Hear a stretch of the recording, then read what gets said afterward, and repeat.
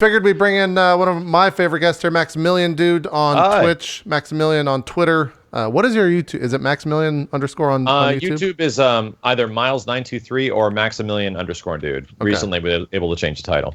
Oh, nice. Yeah, we're not we'll probably talk some fighting games. You kind of always have to when Max is around. But we're gonna. We're muted. Are we? Are you? No, you're not muted. Nope. Nothing's muted. I don't know.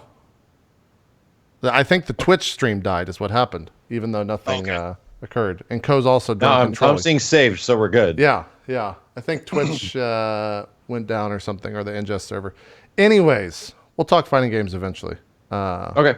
That's fine. But we're going to let these three brave souls who journeyed into Resident Evil VR proudly, and I'm not even going to touch the game, so we'll just let them talk about it. And I think that's what we'll start with, because I'm thinking it's going to fill up. I'm thinking that it's going to be a part Resident Evil discussion, but also a part VR discussion. And if you've watched the show before, that tends to take up a good amount of time. So, Zeke, I've watched the show before. You know, our favorite thing to talk about is VR. It's true. There's nothing that our audience likes hearing more about except Overwatch. Yeah, that's true. Those are very true statements. Those are not alternative facts. Those are the real facts right there. Zeke, I've talked to Max and Co. I've talked to Max and Co. a bit about Resident Evil, but I haven't heard you talk about it too much. So we'll start with you. Where are you at on RE7 and talk about your experiences with it a little bit? Where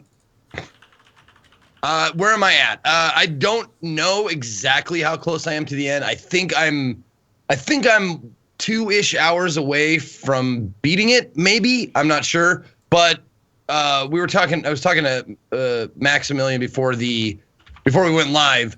And he said, it's about this many hours. And I went, I have way more than that. And I'm not even done yet. So I realized, like, after years of playing video games, how slowly and agonizing it is to play these games. Oh, and this part, oh my God, this is one of the best parts. Did I pick a good one? This is one of the parts that just sticks out in my mind as far as being, like, the best thing about the VR. Oh, this is the opening section of this. Yeah. This is the water? Oh, this is the water. This is where Andre shows up. That's where his head pops up. See, here's the thing is, I haven't played this yet, but I've watched about 3 or 4 full playthroughs. Motherfucker, it's just right there in your face. It's like right here. Like right here. It's that close to your fucking face in VR. It is amazing. This is the best VR experience I've had. We should also state before we jump into this, we won't be spoiling the end of the game, but we're probably going to talk about a lot of moments specifically. So if you're planning on playing this game, or you have interest in playing this game, or you want to watch a streamer play this game and you want to be surprised as well, probably don't come back till the second half hour, which will be an hour and a half from now. But yeah, that's the very beginning of the game, basically, when the game starts to kind of take you down a path. I thought that the sequence after this was really entertaining to watch when you get your hand cut off. Because it's like right there, and every streamer that I've watched play it without VR has been like kind of interested in it. But every person I've watched with VR has been like flipping the fuck out as it's happening. This game does something really interesting with gore, and it's different. It's different than a few other games where like the shock factor of the gore is actually pretty intense because it's happening to your character, and the way they handle that is. Especially in VR, we're going to hear like especially in VR a lot during this talk, but it's intense, man, and they do it really well. Yeah, dude. Yeah, if you're I was saying go ahead, Zeke. If you're wondering if you should play this game in VR or real, and you have the option, there's not even a question. This game was made for VR. Yeah, in that they take advantage of so many different fears. Yeah, fear of the dark, fear of bugs, faces, fear of being killed, fear of being chased by monsters and stuff like that. Like the whole world is just gross. Yeah, just disgusting. And it really like hit home for me because I live in Montana and there's a lot of like wide open spaces with like dotted with little farms here and there. And you see like run down, like every once in a while you're driving on the highway and you see like a rundown barn that hasn't been used in 40 years, but the structure is still standing. Like, I've seen and been inside of buildings like this, and it just fucking freaks me the fuck out because it'd be so easy. It'd be so. I mean, that's the willful suspension of disbelief that you put yourself in. It would be, if you were going to murder a whole bunch of people, kidnap and murder a whole bunch of people, it would be so easy in these kind of places in the wilderness of Montana. Yeah. Tell me more. I know, right? Why do you think we have all the crazies out here, like the Unabomber and the Freemen and all that shit? Because no one. I mean, there's so many miles in between everybody. Yeah, there were a couple. Fuck, you're doing. Keep in mind, I've not played it, but a lot of the streams that I've watched, every single time that the dinner sequence comes up after you get like knocked out, and you're having dinner with the entire family there. And they're like he's trying to force feed you, and the mom gets fucking pissed off and walks away.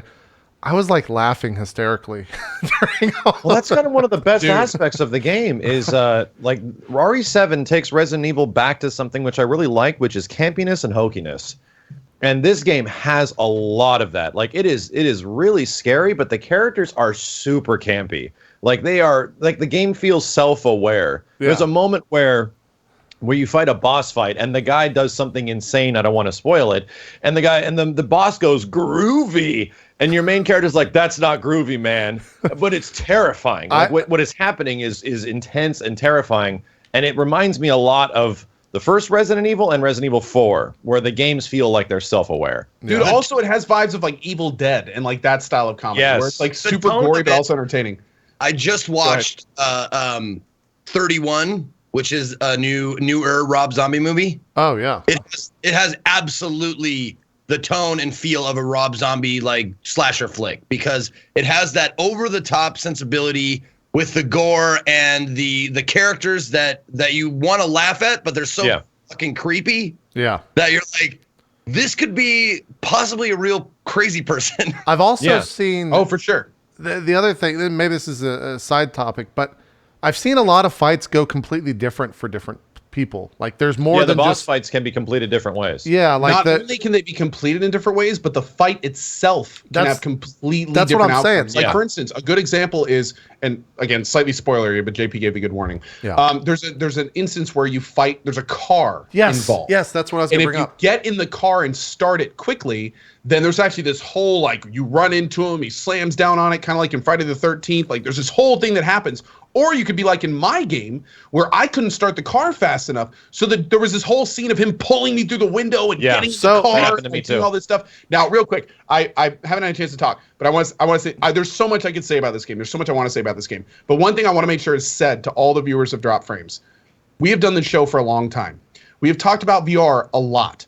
One of the things we say almost every single time we talk about VR is we aren't going to know how good this is until a AAA title comes out built from the ground up for VR that has all the trappings of a good, really well-made game in one place. Yeah.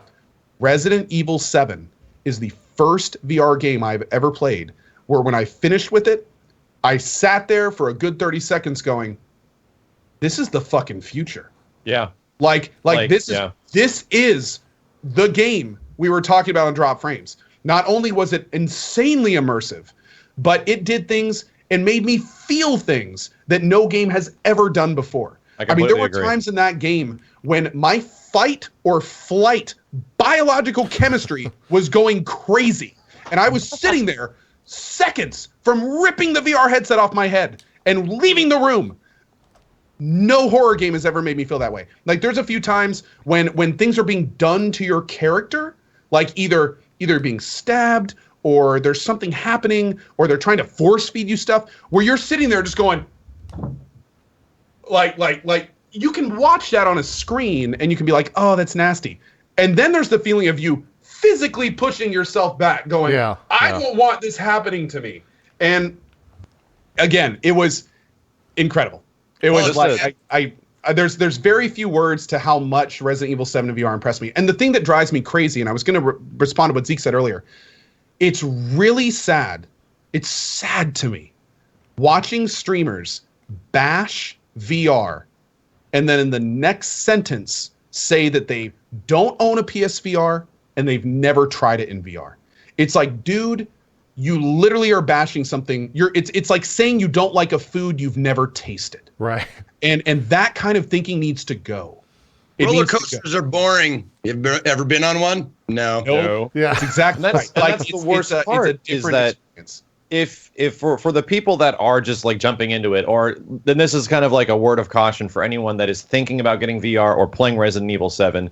If you have the opportunity to play this game in VR, and if you think you can handle it, like if you're a fan of horror, if you're a fan of like any type of scary game, you are doing yourself a huge disservice by not playing it in VR for the first time, because that first experience is going to be ruined. This is the thing that the only reason I got my VR is because RE7 was going to be in VR, and I'm like, well, the first experience is going to be it. Like, if I don't try this, I'm going to wish I did later on if the game is good. If the game is trash, whatever. You know, it could have been bad, and I would have just been out of a whole bunch of money. But I can't even imagine like what it would have been like outside of VR now, because we have the experience with the stupid visor on, and it is ridiculously amplified. Like anything that I've felt while going through this game, borrow it from a friend, do something to try it if you want to play it, because it definitely changes the entire experience. And I went in skeptical. Like, I played the demo and I liked the demo, but I was like, you know what? I don't know how I'm going to feel about this after 3 hours. Is it going to get gimmicky? Is it going to get to a point where like I don't really like it, and I wish that I was playing on PC? Dude, the very final boss, you can watch my VODs. I'm just sitting there like, this is so cool. Like, I mean, I to the very last second of my 12-hour playthrough, I loved it. One thing I will say though, the very first stream I did of Resident Evil in VR, I had to stop early. Yeah, because you it made me nauseous. I remember you told me like, that. Was the first time that's happened. And actually, I think I cracked the code on what made me nauseous. And there's this certain setting that you can change in your options that makes moving left and right angled, so it just snaps, or smooth. And when I did it on the first day, I made it smooth. So in other words, you can move left and right without your head moving left and right. Right. And I later found out that I think that's what was making me nauseous. It was too much motion. Every single pixel got blurry when you moved your character smoothly. But then the next days, I turned on the snap, 30-degree snap. I played for today I played for 5 hours. I could have gone another 10. Like the snap, the snap is way better on the player. The only reason I remember trying this during the demo, everyone started complaining that they hated the snap, like viewership wise. I'm like, okay, I'm just gonna bite the bullet and see what it looks like with the smooth thing. And I do totally agree. Like, putting it on smooth, while it does look better, the taxing on your eyes is absolutely there. To be honest, Max, I think it has to do with the fact that there's so many pixels moving in the VR headset. I don't think the PS Pro can keep up with it. So you get like, if something about PS VR, which is kind of unfortunate, but it's just the lay of the land, and I can't wait to see this stuff on PC so this doesn't happen. Me too. Yeah. The PSVR has something called there's a name for it. I don't know it now. But what it does is when you first see something, it's really low res. And then it gets higher res, and then higher res, and then higher res, and then higher. Like Unreal 3 looking almost. Yeah, sort of. And when you move left and right without the angle thing on, it immediately drops into the lowest res. And then you move in the lowest res, and then when you stop, it like chokes back up to like the high res. I noticed that especially when you go to there's like a middle area with a camper, which is like your hub for the world. Whenever you enter this area, which is a big outdoor area, it drops from like 540p or whatever it's at. It drops several like points of resolution, and then it recovers and goes down and then goes back up. It obviously is like a taxation that the PS4 Pro still is like old ass hardware, and it has a hard time keeping up. And I don't know if it's the RE engine that they're using, which is a brand new engine, and this is the first game Capcom's actually using it for, where they're just not good at texture compression and actually loading in that stuff into the appropriate RAM, because it does not pop in quick. It takes some time sometimes. But luckily it doesn't, you'll notice it every once in a while, but it doesn't like take you out. Especially if you're in VR, it doesn't remove you from the scenario. It's not like something where you're watching a movie and you notice some horrible jump cut and you're like, okay, well, I'm not in the film anymore. It somehow it keeps you there, because at least the visual fidelity sort of keeps up with the atmosphere. I have a question, because I haven't and actually... even if it's worse, it's not horribly bad. Yeah, I will say this about that as far as like when it takes a second, I kind of felt like when I was playing the game, it's like when you rub your eyes. It kind of, since it's Oh in yeah, VR, yeah. since it's in VR, it's different than if it's on a flat screen. Oh yeah. Because you're looking all the way around you, and everything's just a tad blurry before it actually comes in. I swear to God, it was like after like waking up and like rubbing your eyes for a minute, and then having to blink a few times and have it, Well, come that's in the thing you back keep in having to focus. tell people is that VR isn't like, it is not what you see on Twitch or YouTube. It's not just a flat screen that's in front of your face that's just occupying your eyes. There is depth, there is focal depth. So your eyes are constantly looking in and out for things that are in the distance, that feel like they're way in the distance and up close. And because your eyes feel like they're almost working more than usual to identify that focal depth, the back of my eyes start hurting really fast, like the back where like the muscle connects to the tissue of the eye.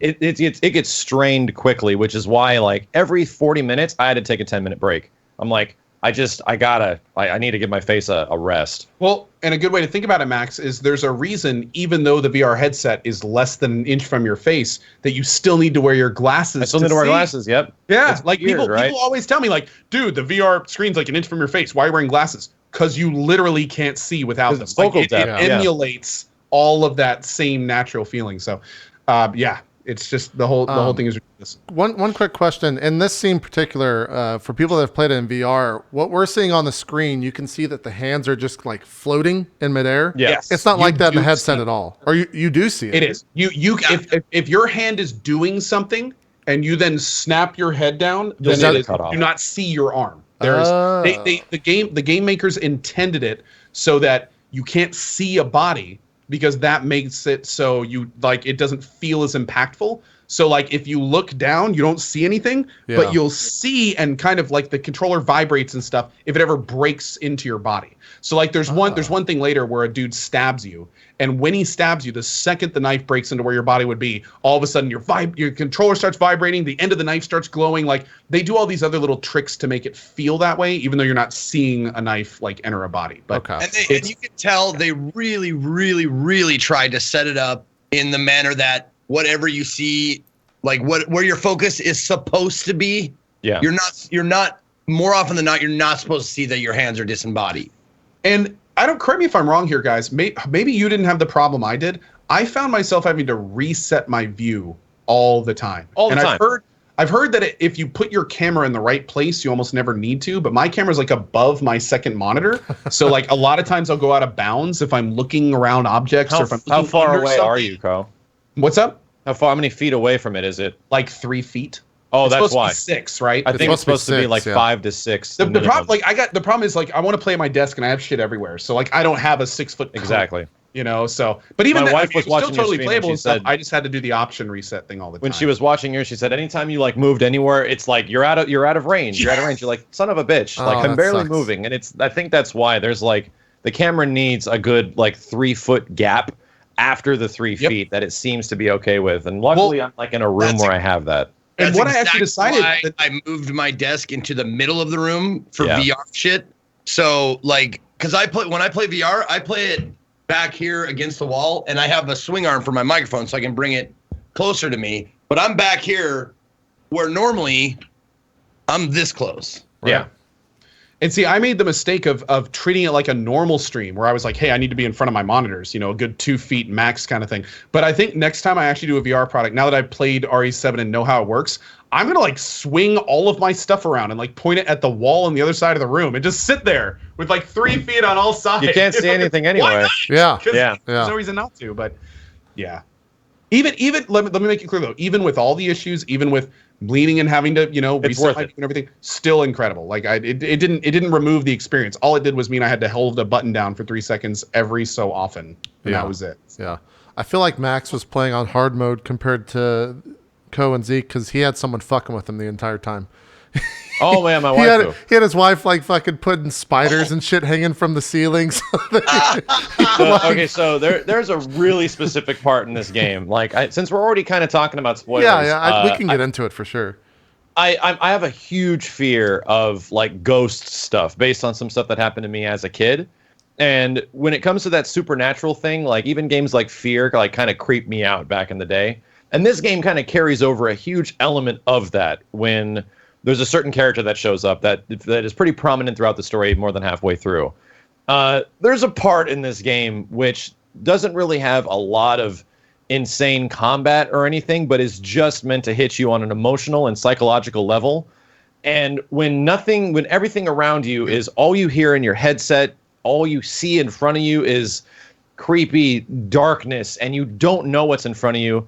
I don't know if you guys played this part, Zeke and Co. It's when you put the second lantern on the thing and you get access to the door. Oh, God, yes. I had a flamethrower, and I felt like I was Ripley because I had no light, and I was shooting fire just to see what's in this room, wasting my flame rounds because I couldn't handle it. Like, there was the creepiest sounds. You see drawings of, like, this girl drawing things of her family, and then a ball bounces down out of nowhere, and the audio is just the worst. The audio in this game is insane. Oh my God! Random walking noises, random knocking. Like, it's just meant to make you feel so uncomfortable. Oh, that's not fun. Knocking. It's just like, that's obnoxious. I literally be sitting there doing something in like the far reach corner of the house where I just walked through the whole thing and no one's there, and I'll just be looking at a night and be like, "Wow, this is cool. What's this? Oh my God, what is that?" Yeah, the door, like the window, starts whacking for no reason. You're like, it was. I hope that was the wind. Like. And they got to a point where I'm going through this room and I start actually feeling like I have some pretty big anxiety problems I've dealt with. I feel like I'm starting to have a panic attack and I'm starting to freak out a bit. And I just keep moving forward. And then there comes a point where when all this stuff is happening and it's getting even scarier and scarier, the buildup in RE7 is unmatched in any video game I've ever played. The buildup that leads to the eventual payoff is ridiculous because you think it's going to happen at some point and then they do something else. They always like subvert your attention from what you think is going to happen, and then they twist it in some way, because at the end of that sequence you go down a hole in a hall, nothing actually happens, like, and then you turn around and they're shitting your pants the entire time you're going there. You're like, just fuck. I remember screaming, man. Like, I was like screaming into the mic, just do it, come on, just let it happen. I do that too. Exactly.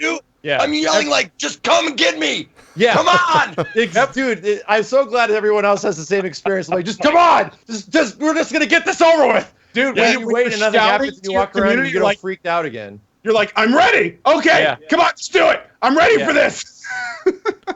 That's even more than a few times. That whole part hit me on a level that no other game has been able to freak me out before, including PT.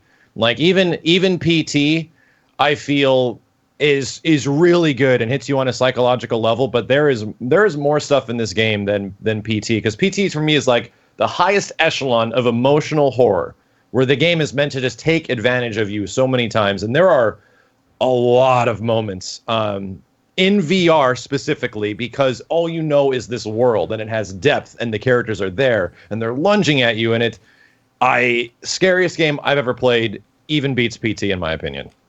Dude, can you imagine a Silent Hill in VR? Yeah, that'd be so terrifying, man. Can we imagine if Konami didn't hate video games? Like, that'd be amazing. Hey, they're making the new Bomberman. Hey, yes. Come on.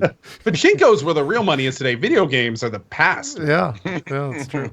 Yeah, it feels like RE7 is essentially what PT would have been fully realized, like outside of it being just a demo. Like if they had a full game, because everyone's calling this like an Outlast clone and everything like that. It's just a first-person shooter. It's really like it is to a degree. It is an FPS, but at the same time, like the stuff it does with puzzles, there's some great puzzles in this game. And the fact that not a lot of the game is combat. Like, only some of the game is combat. A lot of it is just managing your inventory and figuring out where to go, which is very classic Resident Evil. Yeah. I will say there's a lot of things in this game that I felt kind of brought Resident Evil, weirdly enough, while pioneering new frontier in VR. There were a lot of things that were like classic Resident Evil. Which was really cool, and I really enjoyed that. Like when I picked up my first herb, I was like, "Oh, here we go, green herb." The part where you click a door and it has the sound effect of the old games, right? Oh, man. Yeah. And you're looking at these doors like, okay, this one has a crow on it, and this one has a snake on it. Like you're starting to like connect all those. Oh, I got a key for those doors now. Yep. Like it had a lot of that same feel in it, which was really good because the VR, while it was really kind of alien and weird and new, you still had all these anchors that you could kind of hold on to as you went through the story. But oh man, especially this scene down here. No, this is one of my favorite scenes in the game, is when you get your hand pinned to the wall with screwdriver and she goes and gets the chainsaw. I swear to God, when I watched that, my hand tingled a little bit. I know it didn't. I know it didn't. I know I didn't feel anything. But when I saw that screwdriver slam into my hand, I was just like, yeah. It's a little hard to see Zeke in the bottom left, but he has sheer terror and everyone that went through this scene in VR had sheer terror throughout the entire fucking sequence because you literally just get your hand fucking chainsawed off. Yep. By the way, guys, Oh, go ahead. Go ahead. I was just gonna say how like the sequence of events in this game, the pacing is fantastic.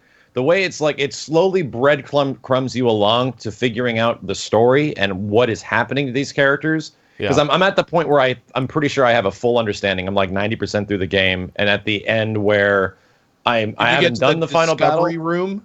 Yeah, dude. Okay. Like the amount of stuff that like breadcrumbs you along for thinking you know what's happening, and then all of a sudden you're like, what is going on? It's actually really good. Like it's captivating where the final 25%, I'm in it for the lore now. Like I'm in it just to find out who is this and what's happening.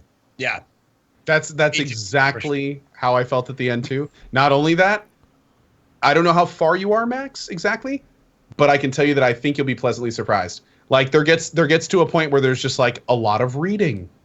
And it's like you just sit there and you're like, oh, okay, next page. Oh, okay. Like it all starts kind of coming together. And then the last thing, like, and even with all that, I'm not going to say anything more because you guys are doing it. But anyway, one thing I did want to mention is I am all for gushing about this, but let me know when you guys want to talk about the downsides. Because there are definitely a few of them. One more. See, is there any more gushing? Any more gushing? I just one quick thing I tweeted about it, but it's so amazing to me how spot on they are when you come to a point in the game that is a personal fear for you. Yes. Like everybody's played horror games where there's, psycho killers and all this kind of stuff, but they touch on so many different things and they do it. It's like they peeked inside my head and said, what? I think because they go for everything. The most. What do you hate the most? Or they ask somebody, it's like, so, what's your fears? Okay, Bugs, what would be the worst thing? Let's put that in the game. Giant, flying, really well rendered and acting insects are like just straight out of my nightmares. Yeah. And they did it so well. And swarms of things just fucking it touches on everything. The part that made me 100% sure that I would never go through this in VR was when you go into one of the tight corridors and you're having to like shimmy your way through it. Oh, and the bugs. And then the centipedes start to crawl down the sides and they start to drop on you and like drop on your hand and shit. I was like, I could never experience this. Here's the part that Ko was talking about where he comes at you with the knife and you get to see like the red hot thing, right? Is that what you're talking about, Ko? Where he stabs you slowly with the knife here at the dinner table? Well, it's a Resident Evil game when you're like, well, actually, there's multiple scenes like that. There is. Do they ever show the character's body after the game is over to like see what he went through? See how fucked up you are? Yeah. Yeah. Because there's a lot of like crazy shit like that.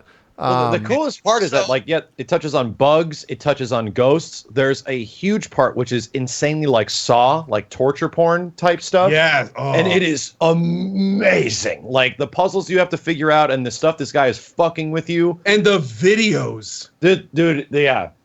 That tape, whole tape thing, that is brilliant because one of the things I loved about the early demo was you watch a tape in the past. And watching the tape in the past technically affects the future because you are in the tape changing actions. So things change. Like you unlocked with a lockpick a drawer that you can get into now. So when you go back into the real world, hey, that drawer is now unlocked.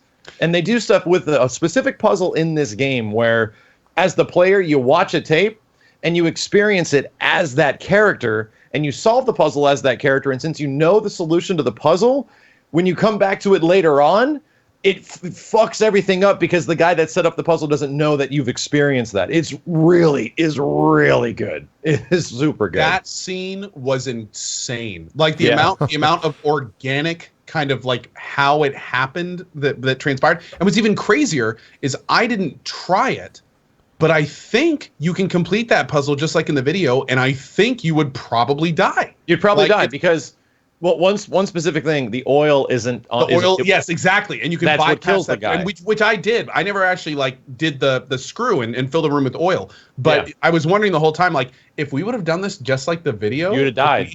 You do? Did you do that? You don't get branded on the arm and find out the passcode, so that's you avoid that shit completely. Huh. It's so smart. I'm like, oh my god, this is so good.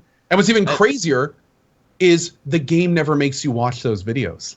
No, the game never says you can have stop to go watch this. The next step of your quest is to watch the video. It's totally optional. So it's like so a main story progressing aspect is literally 100% optional. Like you don't have to do it at all if you don't want to. But then you do it and you're like, oh. And not only that, so good. If you choose to watch the video and participate, you can stop watching and stop being in the video at any time. Yeah. Mm-hmm. Yep. I find there was these moments like after you get out of the videos, well, when in VR, because you're in that freaking world, you're in a video for like 20 to 30 minutes solving puzzles and in this moment, and then you get out of the video, it stops, and then you pop back where you were in the real world, and there's this crazy moment of like disbelief where it's like, oh yeah, that's right, I was doing this. Whoa, what was I doing? Because it just took you to something that is completely different. And when you have VR happening around you and you're like totally used to that being the thing, there's a big moment of like, wait, what's going on? What do I do? No, I clipped this, I clipped this yesterday when I was watching you play. I don't want to watch it again. It's really. I saw. Bad one. This is what I was telling Max before we started as well. I watched him go through this last night, and every time like you get to see Ko legitimately scared for his fucking life in the bottom left-hand corner as that person comes out. And it's almost a little bit of a delayed as if your body was still reacting to what was going on. And Dude, then you flip out. Function for a good seconds. Like the thing about this particular scare is you think you're done. Yeah. Oh yeah, because she's back there. Yeah. You think it's over. Yeah. So like all of my guards were down. Literally 30 seconds before that, I was like, okay, scare me. Come on. I know you're going to do it. Okay. Oh, you're not? Oh, you're just going to let me leave. Okay, good. Yeah, because everything's, oh God, oh my, there, like it just no. But that another example of this game preying on like people who are like it set that up. That was all intentional. You can tell looking at the progression from getting to that point. They want you to think you're done. They want you to think like, oh, this area's finished. Let's go to the next one. And then just out of nowhere that happens. This game does jump scares right. Like it does, like most games just do jump scares. You turn around, there's a thing. There's never been a moment where I just randomly turn around and something is there to freak you out. It never happens that way. There's always a buildup of some kind. You're just doing all this stuff and it's leading up to a moment. Yeah. Now, they do that, but they don't do it to scare you in this game. They do it to freak you out. Yeah, just to set the mood. With the grandma in the wheelchair. Oh, I love that character. You're like, hey, how you doing? And then you're like, doot, and you look, you're like, oh, she's gone. Oh yeah, she's gone. She's gone. Dude, It didn't scare me. there's Like, parts where Stare at her. I would be like, there's I know parts you're where gonna like the do grandma's something. there. Do it. Just do it. Where grandma's there and I just go up and talk to her, or I'm just like, and she's the one I like it. She's like my ink ribbon typewriter, right? I show up and I'm like, oh, thank God, it's Bertha, whatever the hell it's you. Yeah. I just went through the craziest shit. I like in VR. I'm like talking to her. Well, this crazy stuff. You stay here. I'm gonna go. I'll see you next time. All right, bye bye. She's almost like the consoling moment for me in my playthrough. By the way, Ko, I showed Max, that. I want you to remember what you just said. Okay. What were you saying, JP? I showed that sequence to Wheat last night before we did Roleplay Blades, and he was kind of on the fence. He's like, "Yeah, I just don't know if I want to play it." And I was like, "Watch this clip of Ko," and he watches it, and he freaked out because he didn't know it was coming. He jumped in his chair just watching it in his own room by himself. He's like, "All right, that sold me. I'll go buy a PSVR tomorrow. I got to play this," because like he absolutely loves horror games. Like he's a huge Outlast fan. So I told him to get it. Dude, Resident Evil 7 has rewritten how horror games can be conveyed to players. Mm-hmm. This like I don't know what I'm gonna do when I play Outlast 2 not in VR. I don't know what, like it is almost ruined my non-VR scary game experience. Knowing what it can't, all I'm gonna do playing games when not in VR is going, yeah, this is pretty scary, but what if it was in VR? Yeah. Yeah. And I feel that I was never like thought I'd get to that PT. point. I feel PT was like that before, where we played PT back in like 2014, Yeah. and I tried Alien Isolation immediately after that, and I was just like, I'm just not scared at all.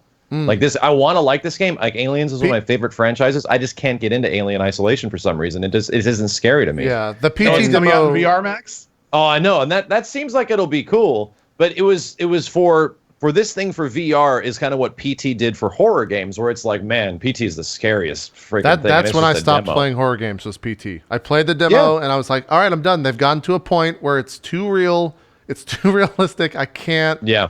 And now, as I've told before, now I live in a house where it's got the same thing when you walk in. There's a chandelier right there, and it's got a Oh, little... God. So anytime at night, if I live alone If it's in this moving at all, stupid game house, and I won't look up. I won't fucking look up when I go to bed because I don't want to fucking see that crazy person standing over the goddamn thing looking down at me. The craziest thing about RE7, like we said, it takes advantage of really primal fears, like the saw thing, like torturing you, like with things you don't know how to solve. It does bugs and insects and gross shit and fear of the dark, especially, and ghosts. Craziest thing this game doesn't do, and this is a huge spoiler, no fear of zombies. There's no zombies in this game.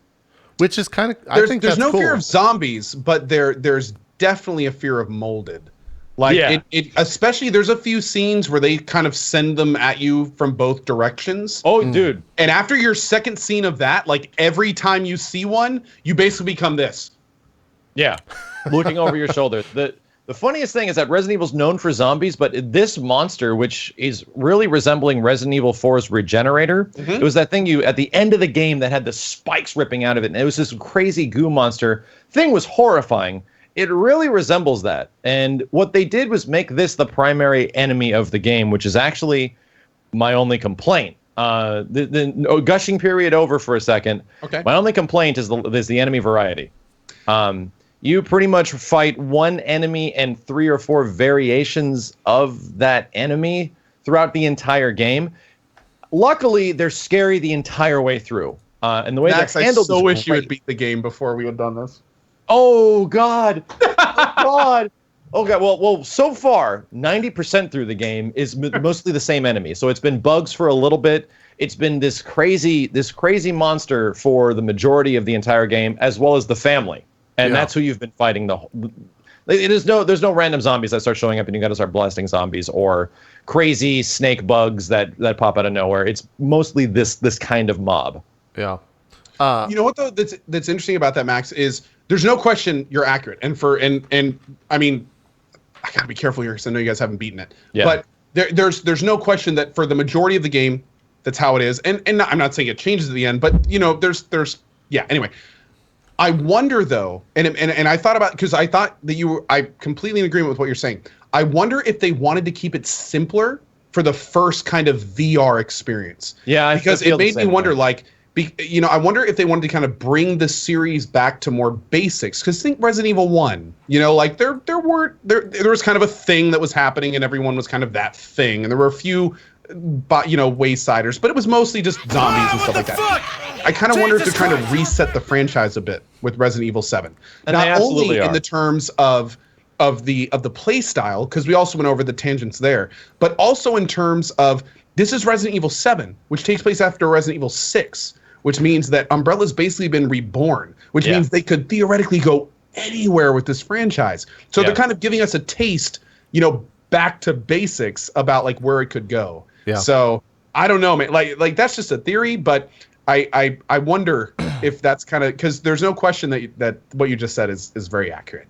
Yeah, it's also one thing, because I did an entire retrospective like leading up to this, because Resident Evil and Capcom games specifically are like some of my favorite stuff. I think Capcom has the best franchises on the planet next to Nintendo, and they haven't been doing a lot with them over the past 5 years. Like the past 5 years have been rough for this company, and this is like the biggest breath of fresh air, because this year we got like a Marvel versus Capcom game is coming out, and Resident Evil 7, and if Marvel's good, like Capcom is on their way back up, which is really refreshing. I can only ask this now because I think you might be the only one that picked up on it. Did you catch during the car scene with the dad?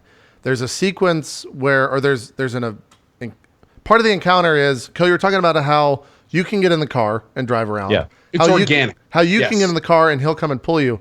I was watching Jeff Green play last night. The dad got in the car and ran him over. Ran the actual player over. That's how my entire fight was versus the dad. Right. When I got in the car, the second I got in, I tried to figure out how to start it. I couldn't. The dad pulls me out of the car, gets in it, starts driving, and then the entire fight is this car like. So doing when shit he all does in front that, of me, Max, he goes. and me trying to avoid it. Let me take you for a ride, and I was like, oh, okay, that might. I wonder there if that's dude. That's the thing. This game. I wonder if that's a callback to Marvel. It's so good. Like the characters, the Bakers are. Each one of their characters is like something completely different between like funny psychotic to actually psychotic to goofy. And I can't even tell you which one I like the most because they're all fantastic. Like they all feel like tangible, real horror monster type characters. The son is pretty awesome. Well, and there's a reason why like everybody that watches anybody who's streaming or whatever is waiting for that moment in the first, whether it was in the demo or whether it was in the actual game. They're waiting. They're like, he's going to say it. He's going to say it. Welcome to the family. Pow! Yeah. Everybody's like, welcome to the family. It's fucking awesome. Oh, I think also, this is... going back what to he does is fucking fantastic. Going back to the family thing, the dinner that was not only extremely well placed, but that scene was remarkable. Yeah. Like when you first sit at the dinner table and all the other members of the family are like talking to each other and they're kind of interacting and stuff, like that sets the scene for almost the rest of the game from a character perspective in terms of like what you're dealing with and how the relationships work and stuff like that. And man, like that son and that whole, again, without spoiling too much, that whole series of events that involve the son towards the second third of the game. I felt like I knew who that dude was by the end of it. Like how he functioned. There's a part in this game where you're fighting one of the most terrifying boss fights ever, and she screams out, "You motherfucking shitcock!" Yeah, she calls you a shitcock. Every time someone got called that on stream, they go, "Did she just call me a shitcock?" I've heard that same line. And, she's like freaking out. It's scary as shit. It's kind of funny. I've heard like 4 or 5 different streamers or watch them play through that part, and every single streamer was, "Did she just call me a shitcock?" Like, that's the perfect. I think I said that line verbatim. Yeah, that's exactly. It was verbatim. Did I just hear that right? You know what? I missed it because I was so terrified, I think. Really? You weren't paying attention to the dialogue? Barely listening to what she was saying because I was so fucking terrified. One thing I did notice that was really cool after watching somebody else stream it after I had gotten past a certain part. They make references to things that are happening, that are going to happen, or in the future. If you listen to some of the dialogue, like outside, like Daddy makes a reference. He says, "Oh God, what was it? You kill an insect or something, and then and this is before you even meet Mama." And he says, "Oh, did you do that? Well, I don't think Mama's gonna like that." And you're like, I don't know what you're talking about. Why would Mom care if you kill insects? Exactly. Watching it over again, you go, "Oh, fuck, okay." That's pretty cool. Little bit of like hidden foreshadowing there. Yeah. It's that breadcrumbs thing, man. This is a fun story to just be a part of when you start figuring out what's going on.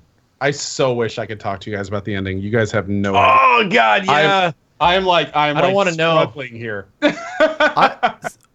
When I watched the ending of it, I watched it through CohhCarnage SDA. I think he's a speedrunner. And I was talking to, I forgot who I was telling this yesterday to, but I watched him on Monday. He got access to the game early, found an early release or something like that. And he beat the game on Monday about like 8 o'clock at night. So he got it quite early. But the entire playthrough of all the streamers I've watched that have played it in VR, I felt like I was watching a robot. Because like things would happen on screen and just be like, "Oh, just gotta shoot that guy." Right? Yeah, Carsey's very shoot that zombie over there. And I wouldn't doubt that he was more focused on the mechanics. Oh, he was totally. In his mind, I don't know if he's planning a speed run for it, but in his 100%. Mind, he probably was just thinking about that the whole time. He ran the demo of Resident Evil. It's easy to disconnect if you want to. Yeah. Like there's no question you can disconnect if you want to. But if you give the game the opportunity to invade your senses, That's exactly what's going to happen. It's going to invade your senses. So, but at the same time, like there were a few times, especially towards the end of my first stream, when I was starting to feel a little bit nauseous. I was like blocking out a lot of what was going on. Like I wasn't nearly as scared because I was focused on other stuff. I was thinking about other things, and it wasn't nearly as impactful. And it was actually when I realized I was doing that I was like, hey guys, I said I was going to stream for a couple more hours, but I need to stop. Like this, I'm no longer like connected. When you start thinking about how much your eyes hurt and how your stomach is kind of getting to you, you have. For me, dude, I started getting straight up shaky stress. I started getting that kind of stress where it's like you're kind of getting a little bit light and your hands are shaking a little bit and you're not really able to kind of focus on where you are. You know, I started feeling like that, and I was like, I don't know what's going on, but I need to take a break. Like every time I would come out of the game and take like 5 to 10 minutes of a break just to rest my eyes, I feel like I'm saying goodbye to everybody. Like I have to go back into this world that is tangible as fuck, that I'm in it. And I'll see you guys in a little bit when I feel this way again. Like it becomes like emotionally taxing. Like every time I finish the stream so far, even on evenings where I'm like, I shouldn't be tired, I feel physically exhausted after playing this game, especially with the fact that you got to deal with the shit in your eyes and oh my god, man. Well, yeah, because your brain is wondering why do we feel like we're walking but we're not walking? Yes. or more importantly, hey body, you're getting stabbed. Are you gonna sit right where you are? Are you just gonna stay there while you get stabbed? No. Like, no. Too much counterbalance. Like, there's too many things going on where your senses are telling you to do something, but you know deep that you don't need to. But there's definitely parts of you, chemical parts of you, telling you need to react. You need to react to this. Something is happening to you. Like you walk into a room and you look around the first time, and you're just sitting there like you get the gravity of the room. Like there's a part later in the game where you walk into this area and the ceiling is super high for where you are. And I remembered I walked in there and it was like I was at the top of a high building. I was just like, oh shit.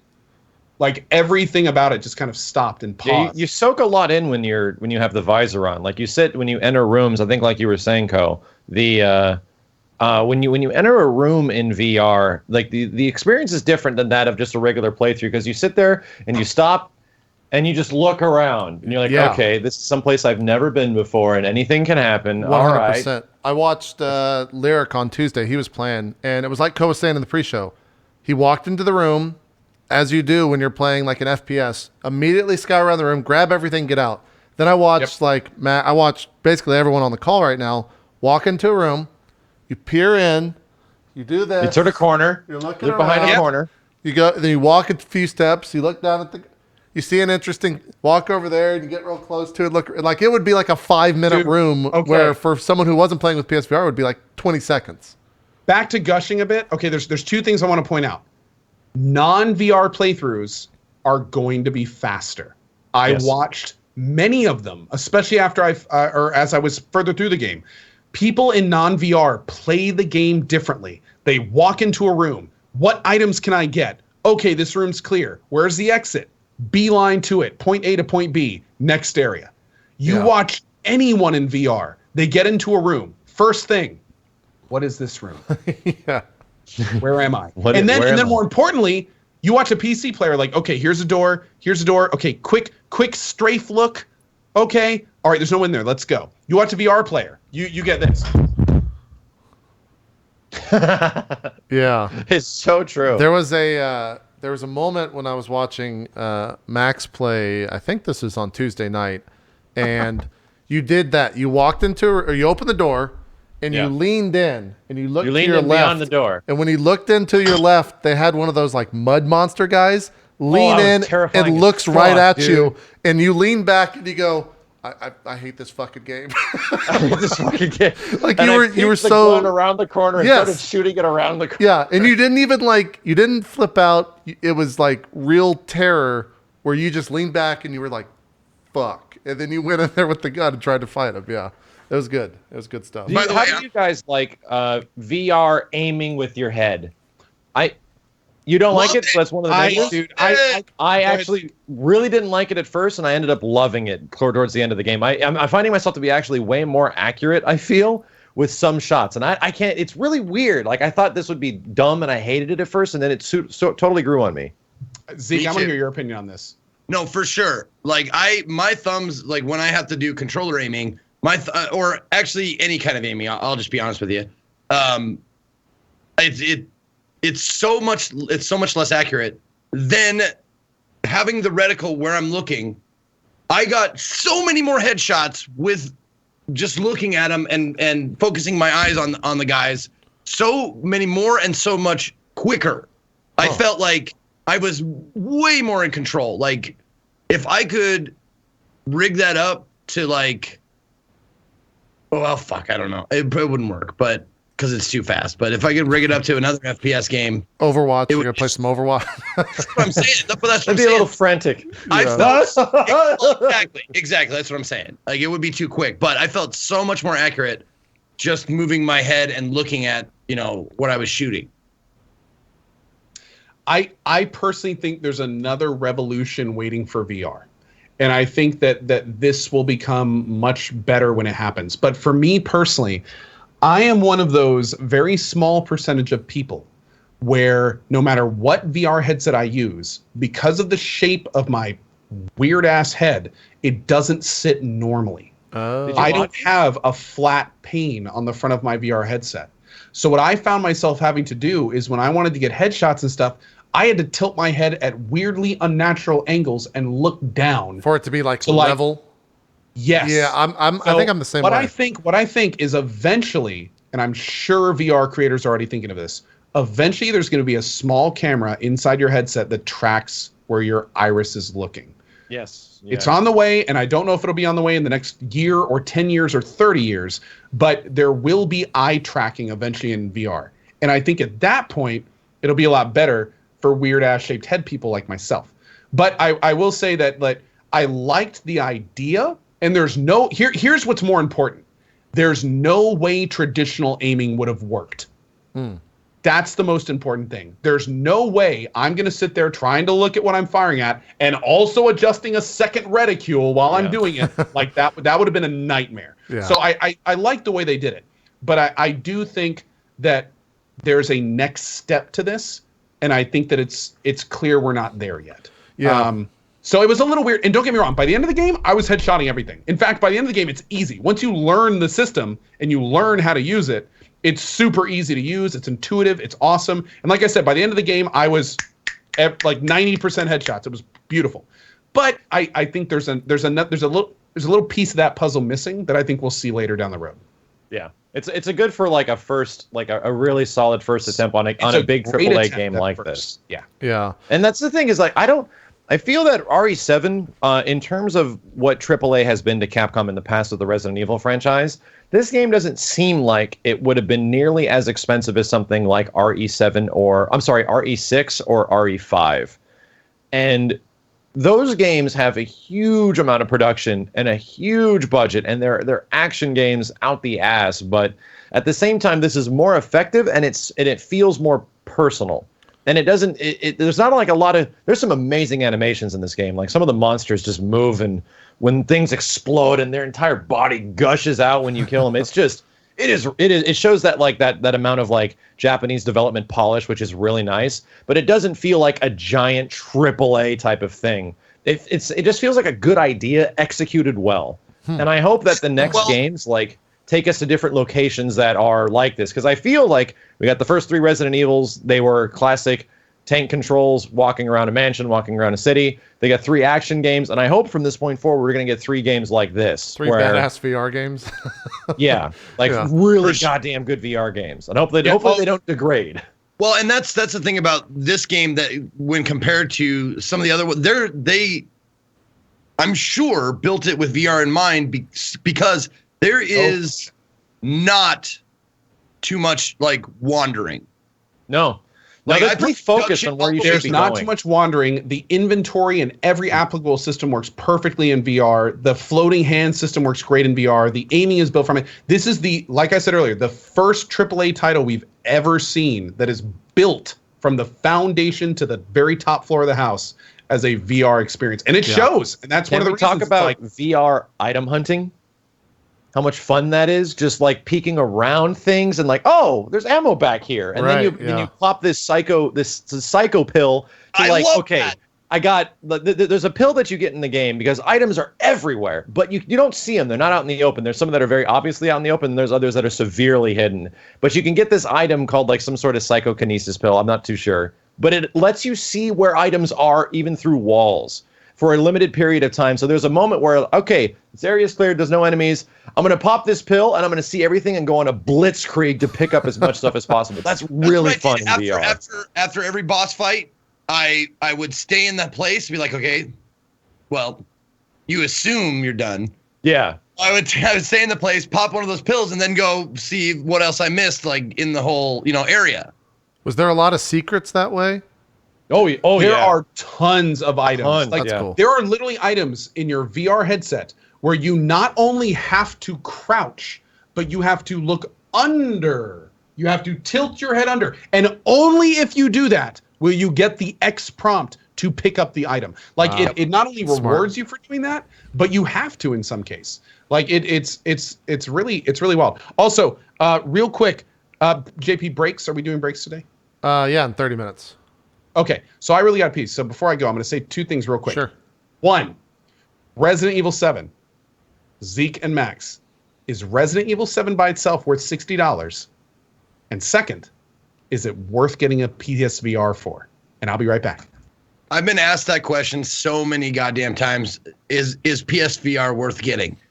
You can never answer that because it's a substantial amount of money. For most people, it's $400 is substantial. Is it $400 money. for the set? 400, yeah, without the bundle. No one plays. Can you play this with Move controllers? No. Yeah, this game? Not this game. It's only the PS. Yeah, I'm pretty sure it's just the controller. Okay, all right. Yeah, sure. Right. But I get asked the question all the time. I can't really answer it, but I will say. The truth of the matter is, why did I buy PSVR? For this game. Yeah, I bought PSVR for this game, and I can also tell you the truth when I say I do not regret it at all. But what added to it were the other titles that came with the PlayStation, or that not came with it, but are associated with the PlayStation. Until Dawn: Rush of Blood, which is a $20 game. Oh, that game is freaking great. Fucking worth every penny. Yeah. The Batman game was $20, short but good, but really good, really a lot of fun to play in VR. Yeah. That was $20. There's a myriad of games that you can get for 40 or less that make the system more worth getting. And also, it's the most value VR wise over Oculus and Vive because it's right half now, the definitely. And you get probably, I would say, like 60 to 70% of the same games. Yeah. Yeah. I mean, I haven't even played this, and I will say this is probably the best VR experience out there across all three platforms. Oh yeah, without a doubt. We've been looking at things. Let me say that again. 60 to 70% of the same quality games, because I'm sure there's a gabillion out there on Steam that are not. There's some hot shit on Steam. Yeah, that's what I'm saying. But like the quality games that you're going to want to play or try, I would say it's a 60 to 70% of like on both systems, PC and PlayStation. Yeah, so I got the VR just for the sake of like streaming, just to see get our reactions of kooky, crazy stuff that might be happening, and it's really fun. But I had not used it after that first couple of days. I think we tried it for the Star Wars Battlefront VR experience. Yeah, but everything has always been this kind of little focused demo where it's like, oh, we got to do something for VR. The idea was, oh, we got to do something for VR. Sony wants us to do something for VR. Yeah. Yeah. And this game, it was built from what feels like it was started as a VR experience. Like Capcom had the foresight several years ago that this was going to be a VR kind of game and that this was going to be a big thing, and they wanted to be at the forefront of it. Yeah. And then they designed it from VR, and when you take the user experience, it's not VR. You kind of have to just design down. It becomes easier to make that kind of a game. Yeah. So now, since they started high, getting everyone to play it from the base game, which is if you're a fan of Resident Evil, like you have to buy this game. Well, it Even if started- you're a fan of the action Resident Evils, you have to buy this game. Like RE7 is doing things in terms of horror, in terms of atmosphere, and just in terms of taking a chance that I think definitely deserves to be commended. And I, as a huge Capcom fan, I had very little faith in Capcom, especially over the past 5 years. And even I had the producer of the game give me a T-shirt that the director wanted me to have, and I was like, I really hope the game's good. Like, I'm like, thank you very much, but I really hope the game's good. Like, you can't even buy me on this stuff because so much crazy shit has happened over the past 5 years. They've proven it. They actually have proven it. It's the definitive VR experience. If you're out there and you're waiting, wondering if you should get a VR, if you like horror games, you're doing a giant disservice by not playing it for the first time in VR. Please, like, I want other people to feel the things I felt because I have never had a video game make me feel the way Resident Evil 7 did with a big, dopey, glowing visor on my face. Yeah. Like, it was, oh my God, man. I can't even wait to play it again without VR. Like, I really want to try it without it to see what it's like, but that first experience is gone. It's all in that stupid visor. Yeah. Ko, you want to answer your own question? Man, like the only thing. Oh, sorry. What? Go ahead. No, go ahead, Zeke. Finish up. The only thing that I could compare the same kind of feeling to that wasn't VR was Alien Isolation. I felt scared during that, but it's a fucking different universe for this, man. Like, I love the Alien series and all of the lore and all that shit that goes along with it. Mm-hmm. I love all the movies. I don't even hate any one of them. I love all the movies that the aliens in because I love the xenomorph. I got a good example. So, like, some people are like, is it worth $460? Like, have you ever been to Universal, or have you ever been to like a really, really cool like haunted house, like that's built and set up with things that pop out at you and scare you, and you walk through it? This whole game is that. It's like a 12-hour, insanely well-produced like haunted house of just creepy shit absolutely everywhere. That's paced brilliantly. And it feels like, I don't know, I love that aspect of Halloween, of just going through that. And if you like that too, you pretty much get this with the whole game. Okay. Yeah. Okay. Go And ahead. it's So only to answer my own question, Resident Evil 7, very well made. If you're not playing it in VR, it's very hard to justify for $60. It's a 10-hour game, and if you're not playing it in VR, it's not doing anything amazingly special. So if you're a Resident Evil fan, like Max said, you've probably already bought it. But if you're a Resident Evil fan, you got to buy this game. You'll really enjoy it. It goes back to its roots. It's a lot of fun. If you've never played a Resident Evil game and you're wondering if this is going to be your first, I'd wait for it to be on sale. End of story. It's a value thing. It's a value thing at that point. Like when you're talking about games this short that are worth $60, games like BioShock Infinite come up. Games that are like really, really good with 10 hours. This one's great, and in VR it's amazing. But if you don't have a VR system, you may want to wait until it's on sale. Yeah. I'll leave it at that. Now to the next question, the PSVR. Would I recommend buying a PSVR for this game? No. And it's for a lot of the reasons Zeke said. Even though PSVR is incredible and there's some stuff out for it, it's mostly tech demos. And after you're done with your 10 hours of Resident Evil 7 and you go, man, that was incredible, there's nothing really else for you. It's true. But there's a really important thing to mention with this. Anytime you're talking about value with a console, you have hash marks that say, I will spend this much money on a console because this console will allow me to do this, this, and this. Resident Evil 7 is the first time we have ever seen any VR platform make progress towards that hashtag.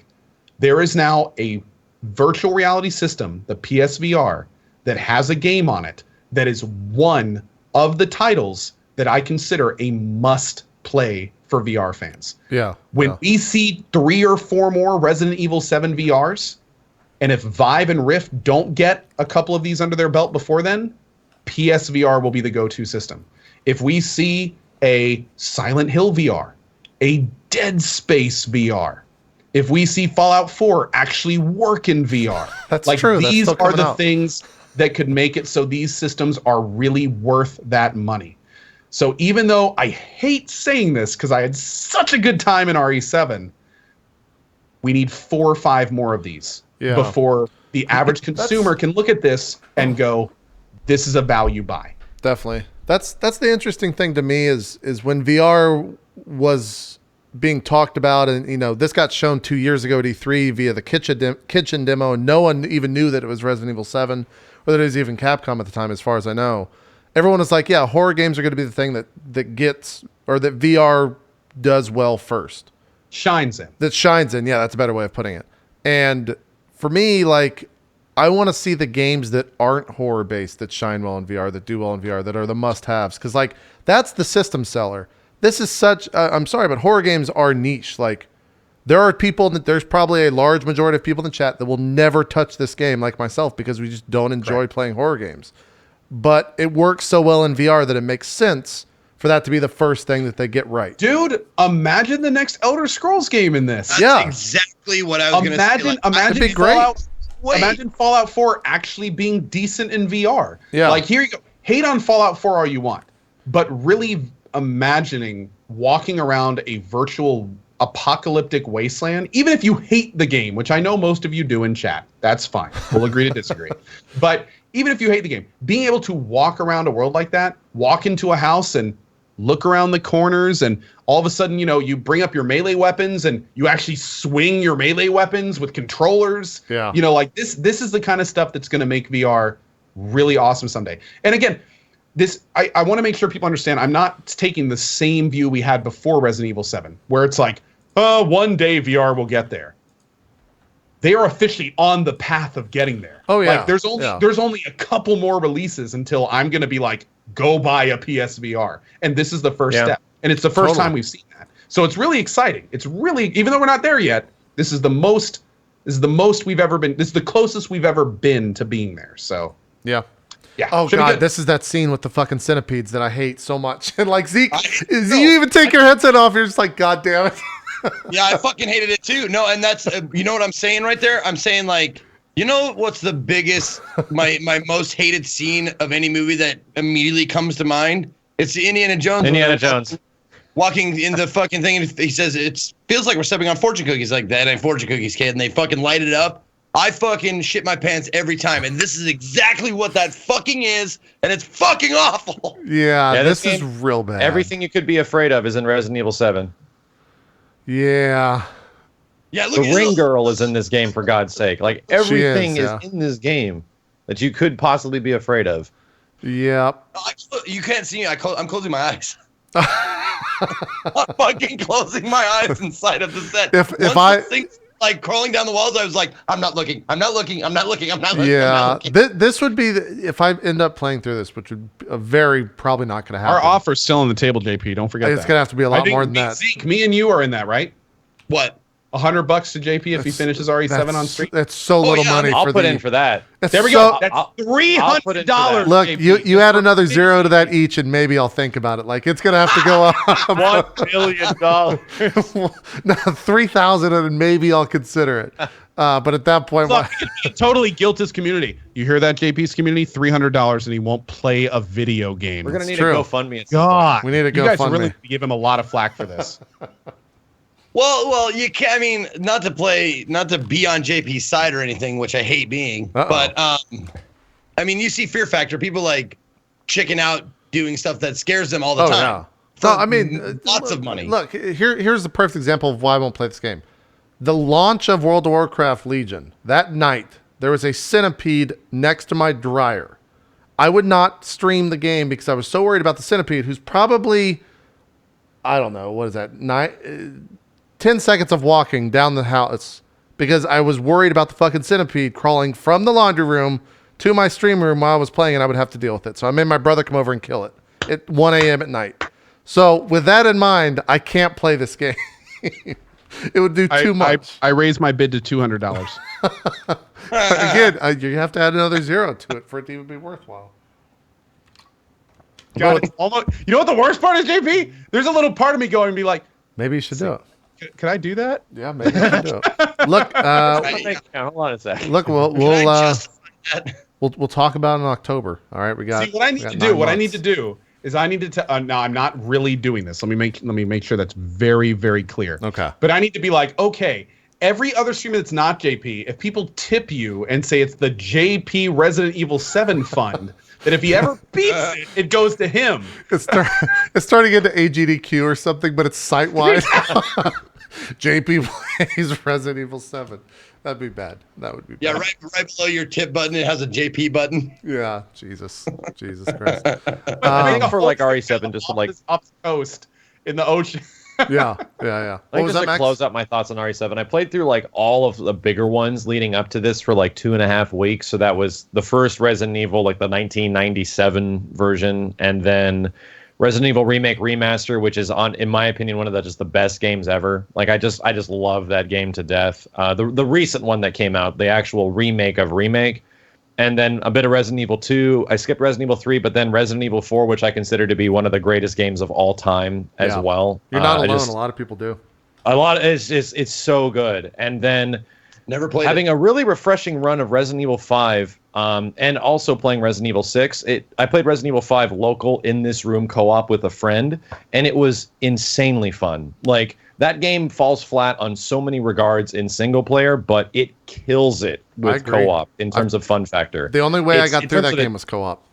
yeah. Like in terms of a Resident Evil game, it's a bad Resident Evil game, but it's got great characters. It's got fun action. The moments are tense when you're low on ammo and you're sharing ammo with a friend, as all these dudes are cornering you and you're trying to shoot stuff. It is. RE5 gets a lot of flack, but Resident Evil 6 made me realize how good Resident Evil 5 is as an action game. Oh yeah, because Resident Evil 6, so bad. This game became rough, man. Yeah. Like the game became something that was not even Resident Evil anymore at all, and was also a bad action game, despite having pretty cool mechanics. So I found Resident Evil 6 to be, after playing all these games, which is just a huge, giant contrast to Resident Evil 7, to just be boring. Like the whole game just becomes Michael Bay explosions in your face that just ad nauseum to everything that's happening in the game that's ridiculous. That game is just boring by comparison, and this is the biggest breath of fresh air the franchise could have possibly have taken. So in terms of being a Resident Evil fan, like I'm not super hardcore, like I'm not like CohhCarnage that speedruns these games. I like playing Resident Evil Remake like once every 2 years to kind of forget what I do so I can enjoy it all over again. I think this might be up there with like Resident Evil 4 in terms of some of the best of the series. Like they somehow did it in 2017. Well, 4 kind of nailed console, like it propelled that forward in terms of console FPSs for a lot of people. And I think this does what that did, but for VR. Like it pushes VR forward more so than any other game on a retail level has, or to date. So I just hope that we get some non-horror games that utilize it as well as they did in here. Like even just like a exploration game, like you couldn't do it, but something like an Uncharted series where you're walking around like this. You know what I want to see on VR? I want to see a heavy movement game on VR. Can you imagine Gravity Rush 2 in VR? Yeah, like something where you're like be. constantly flying around and changing direction on your own control. That'd and be like cool. zooming to the ground and zooming back out. And that would feel like a roller coaster in VR. Isn't Ace Combat, whatever number they're on, the new one, supposed to be PSVR? Ace Combat 7, I believe, and I don't know, to be honest. I played a lot of Elite Dangerous in VR, and there is a huge amount of potential for cockpit-based VR in any game, space, land, like any way. Like you could be in a tank, you could be in a spaceship, you could be in a plane. Like being able to look around in a cockpit when you're flying in something or piloting something, that's a whole different level of immersion. Add in like a control system, like an Elite, like an X52 Pro, like where you have your hands on the same controls. You look down and see your hands in VR. Yeah. That's a creepy, surreal experience. Oh yeah. Like when you move your hand and you see your virtual hand move too, there's stuff that fires off in your brain where you've got to like, whoa. Hover Junkers does that for sure. There's a second of cognitive dissonance that happens where you're just like, that's not me. No, that's not me. Okay, we're good. It's virtual me. A question for you guys, since we haven't heard anything of it for like almost a couple years now, with Resident Evil 2 Remake, That's going to be happening fairly soon, or at least we get hopefully some information at E3. Do you guys want that to be classic VR, kind of not classic VR, but classic Resident Evil tank controls like Remake Remaster was, or do you want that to be like Resident Evil 4 over the shoulder?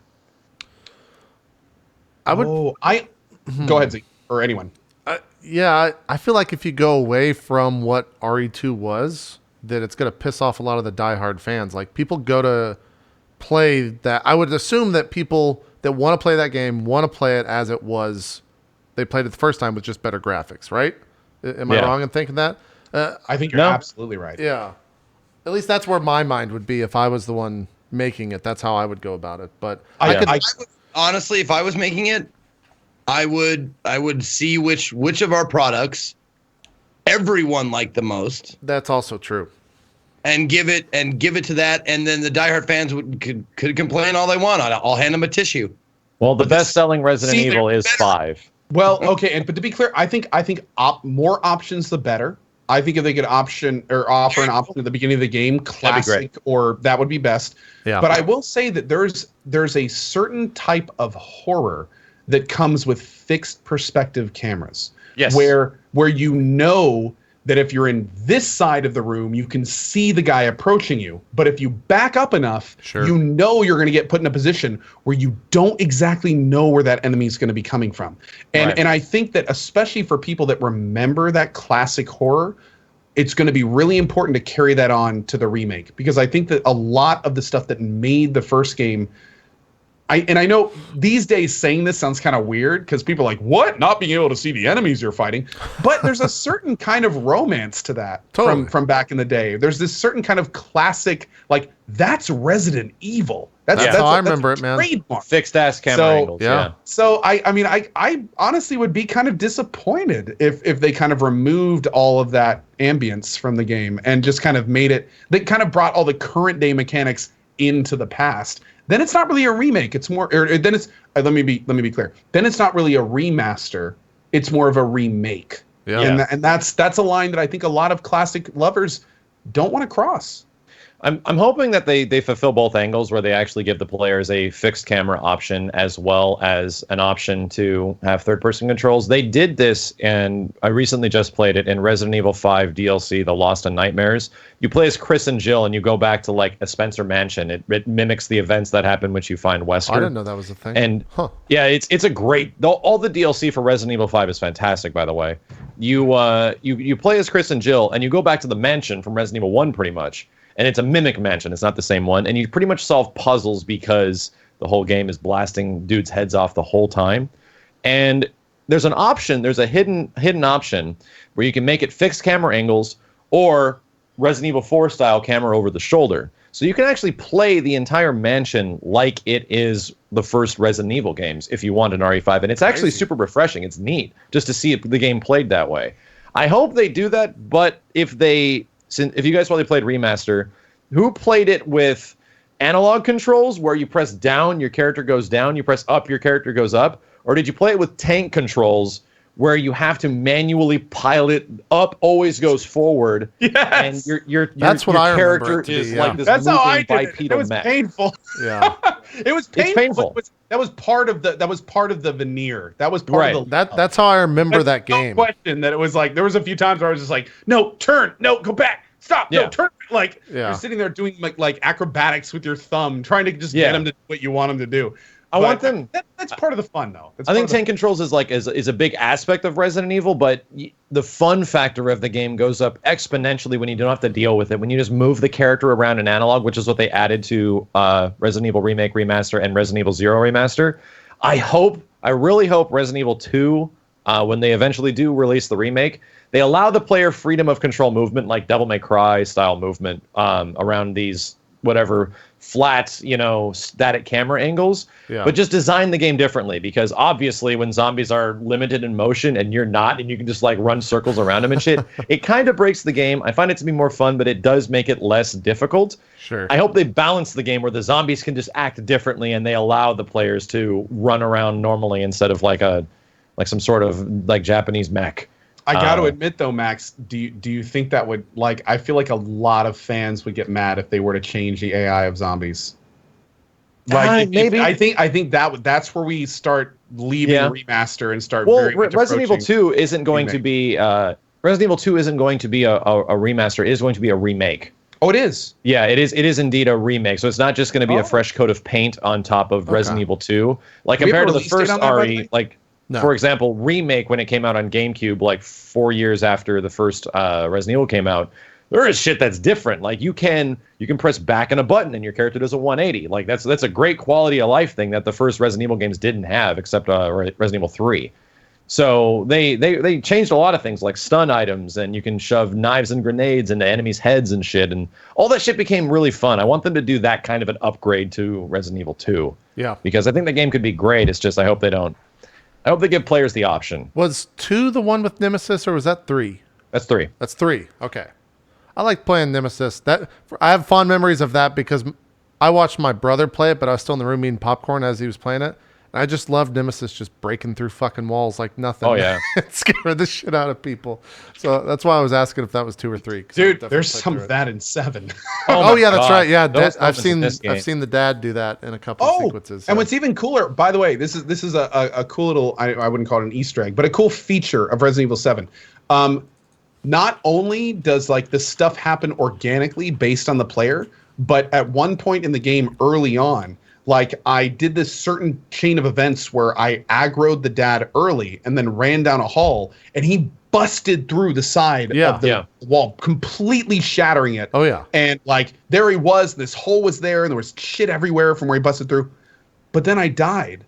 And when I reloaded the game, I stealthed that area. I let dad go into the kitchen and I went through behind him, and through the entire game all the way up to the end, that wall never got broken. Yep, that's cool. And it was really cool because like that, when that wall broke down in the other game, like I remember being like, look, there's boards on the ground and there's all this stuff and like, holy shit, he busted through this thing. But then you go back and it never happened in my other game. Huh. So it makes me wonder like how much of the game is like that. Like how much. I got a question for you guys based on this. Zeke and Co. At the beginning of the game, did the dad chop your foot off? Dude, I had no idea early. Okay, so check this out. If you get beaten up by the dad enough at the beginning of the game where he like busts down the table and chases you around and knocks down the wall, there's a moment that can happen in the kitchen area where he will knock you down and then start chopping at your foot and cut your entire foot off. And he'll walk away from a distance. We having fun, right? Here, heal yourself up. And he rolls you a Medicare, a little Medicaid thing. What? And then you get it in your inventory and you crawl towards your foot and you grab your foot in inventory and hit use. Connect your damn foot to your leg and cover it in all the medical stuff and get up. And he's like, all right, yeah, now let's fight. I'm like, wow. I didn't know that. Damn. Game, dude. I didn't see this stuff at all. I'm just curious how much of the game is like this. Yeah. Like, I want to know how much of the game did I miss on the first playthrough, because they are not afraid to show you things that are obviously hidden. Huh. I've also or heard not that show you. on the hardest difficulty, they switch some things around. Like apparently if you play on Madhouse, not only are there like new items and stuff everywhere because you have to, use the tape all the time and things, and they put other items in the stashes where that stuff is. But I've heard that some of the actual game is a little bit different on Madhouse. So it's one of the reasons I'm probably gonna play it on non-VR PC for Madhouse difficulty just to see what it looks like. And God, I wish our VR had 60 frames per second. This is the nicest thing about Resident Evil games is that as soon as you beat a Resident Evil game, you want to go back to blast through it. Like, I know where everything is. I know what to do now. I just want to whoop its ass and keep a whole bunch of items. I'm curious if it's got like a new game plus, and do you know if it does, Co? It doesn't? Okay. There's no, it does. Now this is kind of interesting. When I started up my PC version, I could pick Madhouse difficulty. Interesting. When I started up the VR on my PS4, Normal. I did not have the Madhouse difficulty option, and I unlocked it when I beat the game. Interesting. Okay.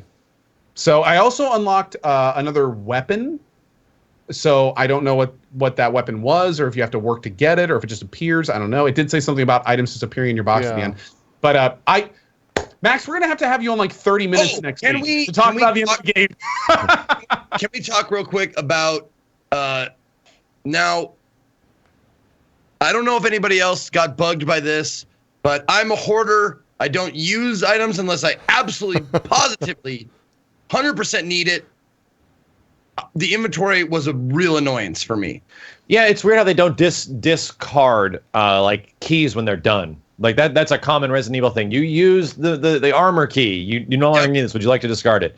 You keep fucking everything. You have cranks and keys and all this dumb shit that is useless. And you want to keep them with you just in case you fucking need them. Dude, it's nice that the game gives you backpacks. At the end of the game, it tracks and tells you how many times you accessed a storage box. Oh fuck. in my 12-hour playthrough, I accessed my storage box 87 times. Jeez, that's a lot of management. Now break that down per hour. Yeah. Almost like what? Like 6 7 to 8 times per hour. Dude, there were so many times when I would pick something up and then I would be like, okay, my inventory's almost full. Time to go back to the storage box, and I'd truck my ass back to the storage box, and I'd do my banking and stuff. Like, there's no question that inventory management was a major issue in this game. But in the same vein, when you get to the end of the game, it becomes very clear that the item distribution was meant for casual players. By the end of the game, I'm talking 10 plus yellow dye or yellow fluids, chem fluid, 8 plus red fluids, 7 plus gunpowders, 15 plus herbs. Like, they clearly designed this game so those that really spend the time looking are going to have a relatively easy time if they use all their resources. And those that aren't looking are still going to be okay. So it's funny that you say that, because I'm always on the hunt for the chem fluid, because one of the things about VR that I was going to say before was I wasted so much fucking ammo from being scared. Like, I'd have it out, and this swarm of bugs would fly. I mean, fuck. Dude, as soon as I got access to fire, I burned every bug that was around. Yeah, I saw like, Zeke was doing that earlier in his playthrough. everything. Yeah. I spent so much fucking burner fuel on just making sure they were dead or being scared too hard. I was using burner fuel on lighting the dark. Like, I want to see. Dude, I can't handle this. At one point, I was bringing my burner with me just to use it as a torch. Like, I got to this area where you don't even have to fire it. If you just ready it, it lights a small area around you. Yeah. So I would ready it and just go into corners and be like, "Is there anything down here?" And then I'd lean around like I was living the first Alien movie. Like, it was really cool. Oh, and there's a fantastic reference to aliens in the later chapters in a tape where you have to track an enemy down with a wristwatch that has like an identifier of meters, and you're just looking at your watch and running through and trying to find. Is so good. Like, there's the tapes and the VHS tapes you get and the recollections, the history things that you have to replay are all fantastic. It's really it's a cool narrative that you're going to play something in the past and then you're going to jump out of it and start experiencing it or whatever that area is in the modern time, and it's going to be all dilapidated and freaked out. Yeah, the whole ending scene is really interesting. And also, again, as you get towards the very end of the game, kind of the discovery room and things like that, it all those little filaments you've been seeing throughout the story just become a spider web instantly in front of your face. It's I'm right after the tape part at the end where you meet her and you watch the tape. I'm right after that. So if there's a lot more, I can't fucking wait for tonight.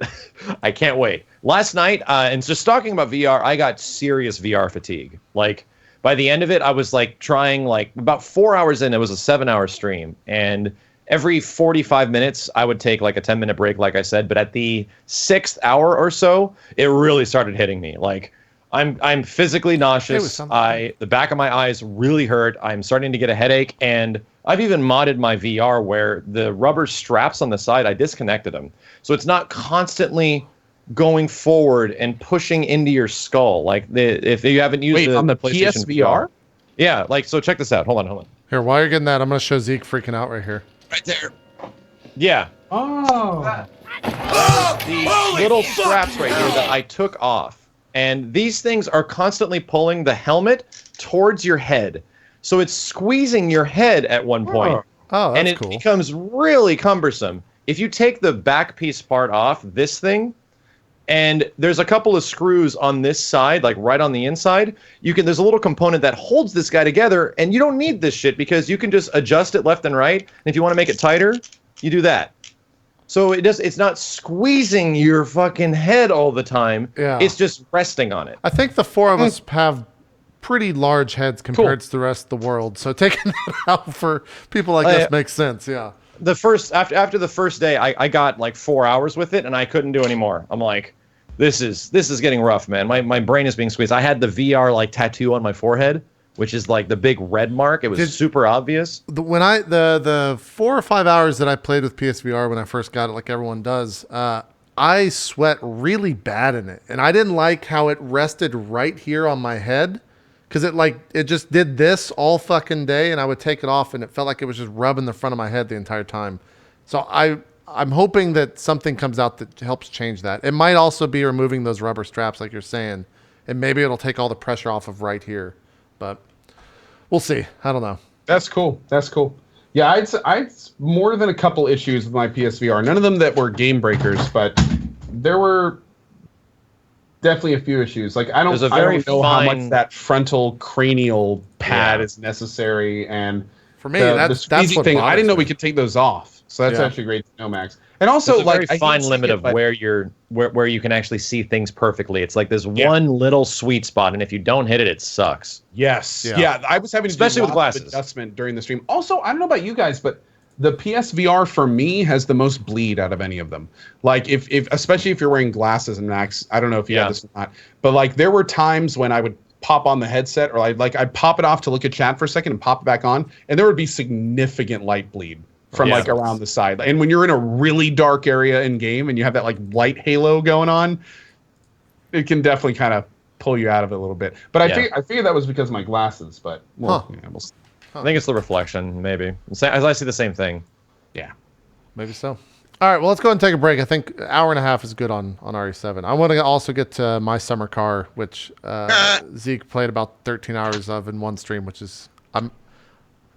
Cohen and Max have no idea what that is, so I can't wait for Zeke to explain. I watched Zeke's stream. Oh, you did? Okay. All right. Well, we'll have Zeke explain that. We'll find out a little bit about Injustice 2 from Max, and also see what Co's been playing. Then do a quick snippet of news, because there hasn't been too much, but there has been some. So we'll talk about all that and more when we come back on the second half of Drop Frame. So couldn't wear it. We'll be right back with more. See you then.